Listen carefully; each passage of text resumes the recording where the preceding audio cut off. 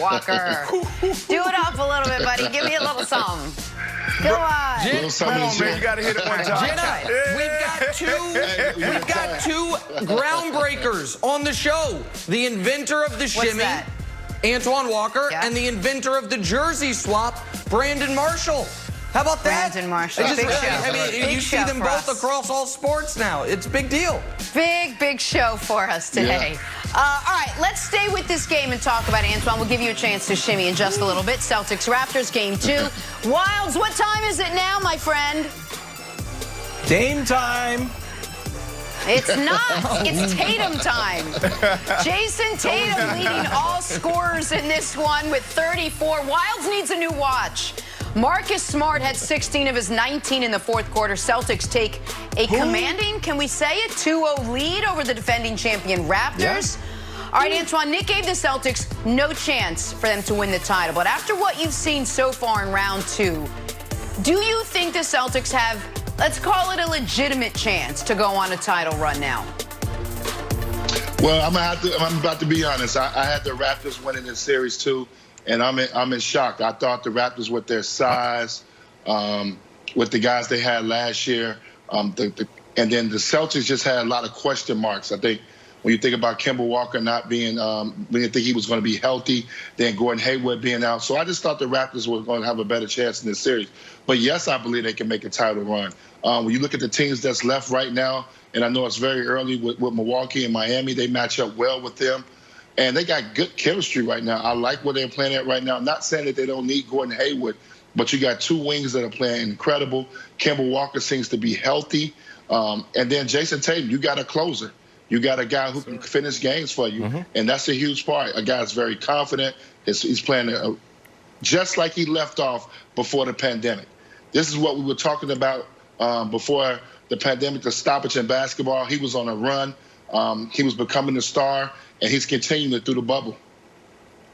So I do think it's important, for a point of order to the audience, notorious Celtics hater Antoine Walker picked the Raptors to beat him, while lifelong Celtics supporter Nick Wright picked the Celtics to beat the Raptors. But it is true, I said a couple things about them. One was that going into the year, I thought their defense was going to be abysmal. Kemba up front, in a scanner on the back end. I thought losing Al Horford. I was clearly, obviously, and egregiously wrong about that. This is an excellent defensive team. It's a great coach team, and Tatum is making that star turn. Now, can they go on a title run? Here's the problem, Brandon. There's two teams in the league I think they can't beat in a best of 7. The Lakers and the Bucks. Now, the Bucks might not be there. So can the Celtics make the finals? If the Heat beat the Bucks, sure.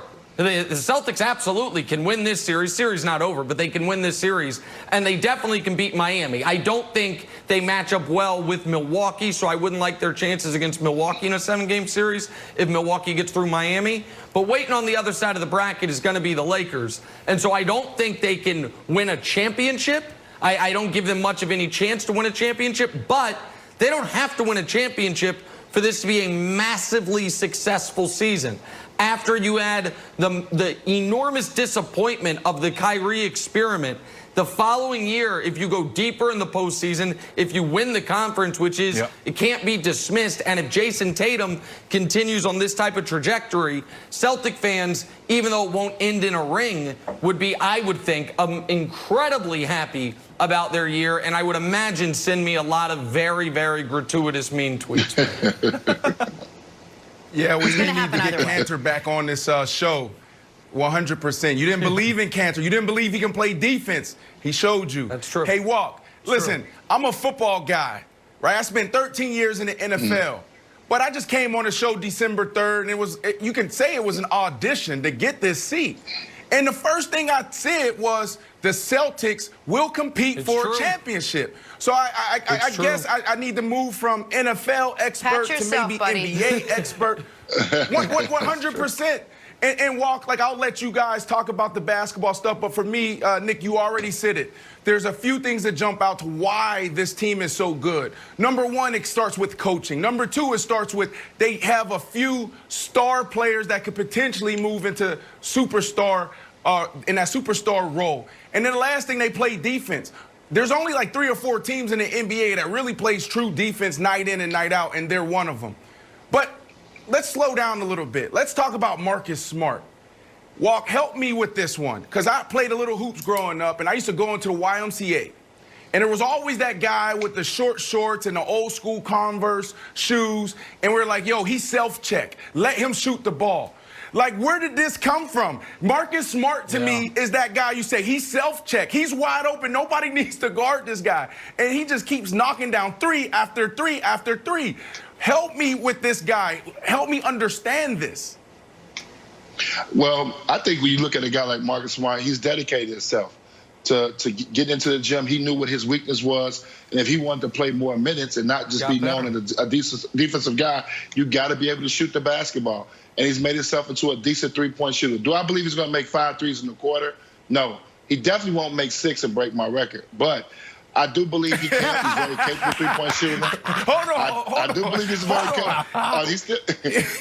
He's definitely a very capable three-point shooter. Last night, I don't think you're going to see that, like last night where he makes 5 or 6. But you got to give him a lot of credit. That's a credit to him and him dedicating himself to the gym, because he's made himself not only just one of the top defensive players, he's made himself a very capable three-point shooter. And it's a lot of guys. It kind of reminds me of Bruce Bowen.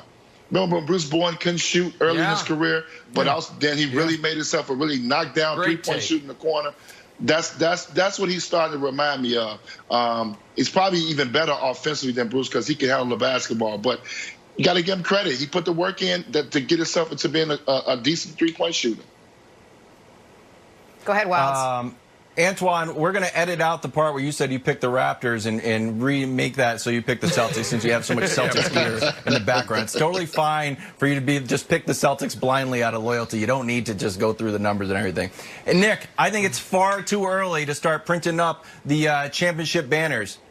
But if I was the Celtics, I would call up the banner guy, Brian from Cambridge, and be like, hey, what's your availability? Do you have enough green thread available? Do you got some big white letters? They starting to look really good. We know the way to beat the other teams, right? We just saw the Heat just handle Giannis, and the Bucks are like, we don't know what to do.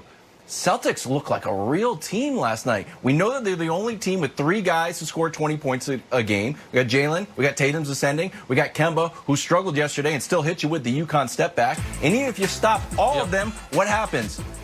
Marcus out there doing his Antoine Walker impression. And I know people are saying like, that's an aberration. Oh, I'm sorry, I couldn't hear you over the healing ankle of Gordon Hayward. So, Nick, I wouldn't start sewing yet, but I would put in a big order for a lot of green thread. Listen, this Celtics team's a better team than I gave them credit for at the beginning of the year. So I picked them to go to the conference finals. I don't, though, think we should, Jenna, one small point. I don't think we should count the champs out just yet. Not only because it's only 2-0, but also, and just hold on though. Here's the thing. What did we just see? Yeah? We just saw a team come back from 3-1 down. Why did that happen? Was it part of it that you didn't have to win any road elimination games? We saw the Thunder look dead in the water, blown out in the first 2 games of that series. They've got a Game 7 tonight. I do wonder if in this bubble environment, a series lead, Jenna, is more precarious than in normal circumstances because you're not going to be able to have, you're not going to have to go on the road to stave off elimination. Can I respond? We're going to leave it there. Okay. We got to take a break. Ran out of time for this segment. We are going to talk about this again.